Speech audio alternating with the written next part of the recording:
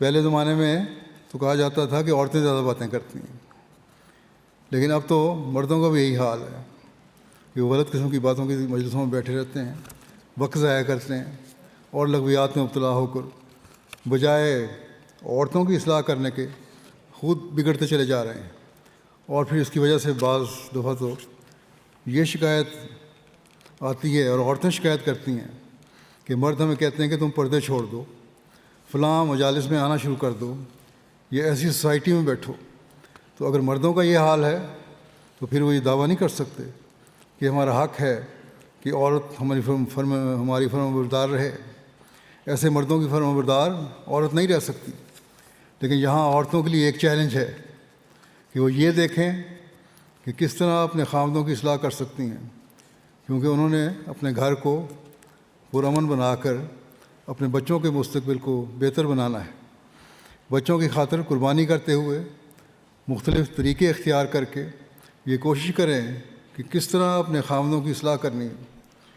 اگر خاوند بگڑ رہے ہیں تو بیویاں ان کی اصلاح کریں، کیونکہ ان کے نمونے بچوں پر بد اثر ڈال سکتے ہیں اگر وہ خاوند بد کام کر رہے ہیں۔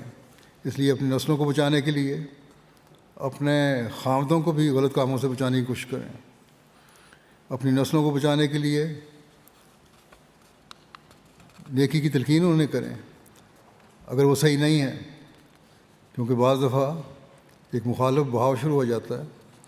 اللہ تعالیٰ نے تو مردوں کو ہی فرمایا ہے، اور حضرت صلی اللہ علیہ وسلم اور حضرت مسیح علیہ السلام نے بھی اس طرح توجہ دلائی ہے اور یہی فرمایا ہے کہ مرد عورتوں کی اصلاح کا ذریعہ بنیں۔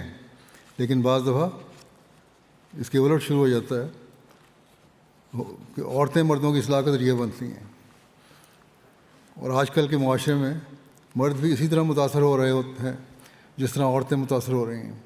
بس اگر عورتیں اپنی ذمہ داریاں سمجھ لیں تو وہ نہ صرف مردوں کی بلکہ اپنی نسلوں کی بھی اصلاح کر رہی ہوں گی۔